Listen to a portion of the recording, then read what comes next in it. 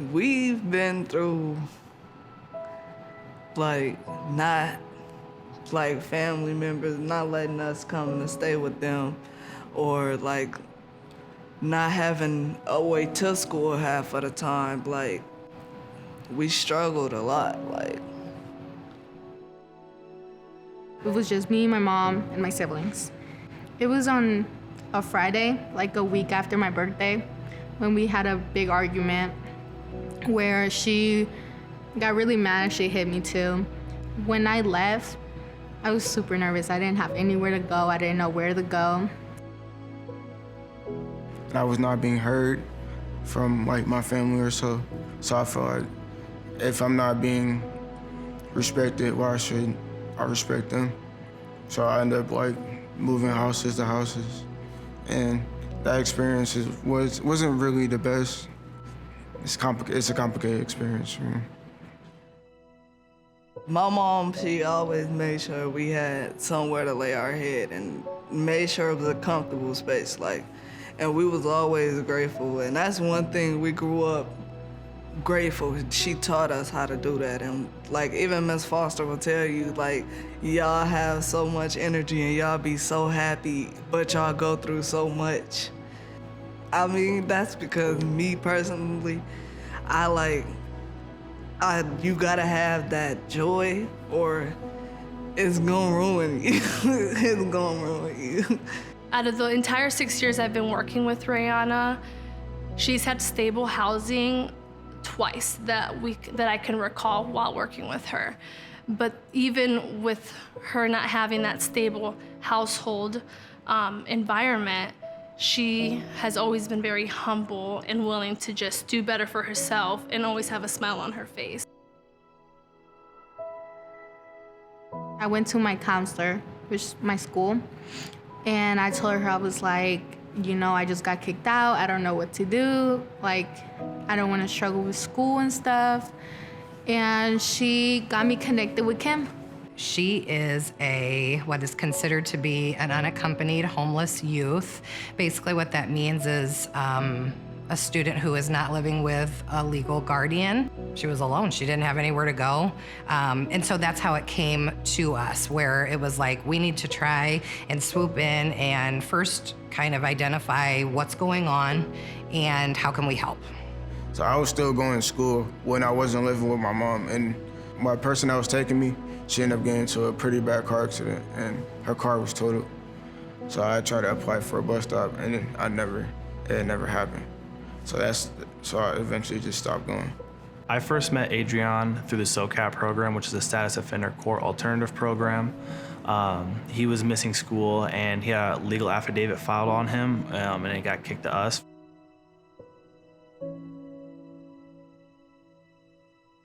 She had gained trust to kind of tell me all of the things on why she was really missing school.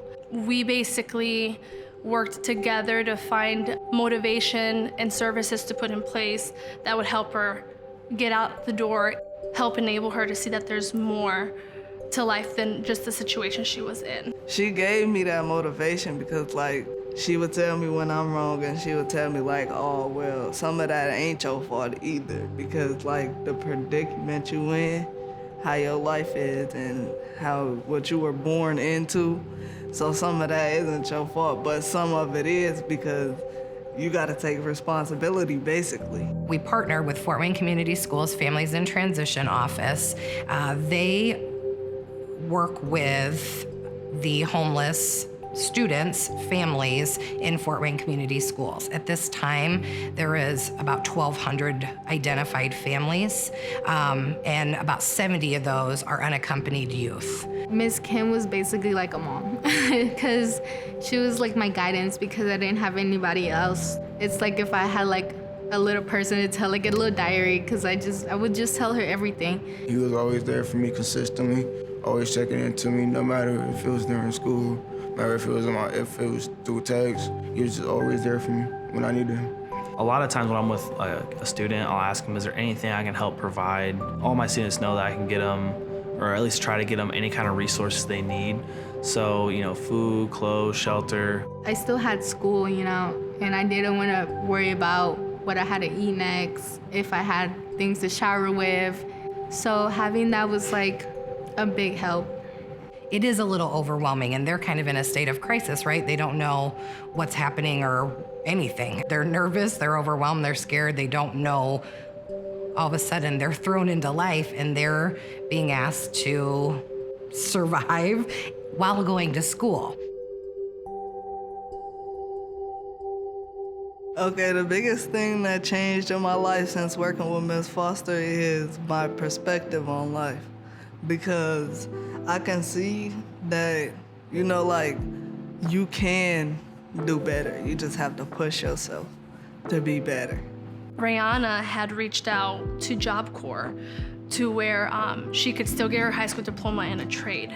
I had helped just finalize the admission part to make sure she was good to go, and there was nothing else missing for her to attend. She finally graduated with her high school diploma and has her trade in bricklaying and construction. Last year, I feel like it was probably my best year yet. I just think that my junior year was a classic year. So Adrian has turned it around tremendously from being, just barely skimming by with D's to having all A's and then 2 B's, which is amazing seeing his growth and seeing him get, excited about going to AMP Lab and doing presentations. If we didn't have services like this, I don't know where a lot of these kids or families would be. And so that's the importance right there, is being able to provide and meet the needs, whether it's food voucher, whether it's just helping families learn how to have healthy relationships. We are solely here to just add to your life, to help you be successful in whatever way that is.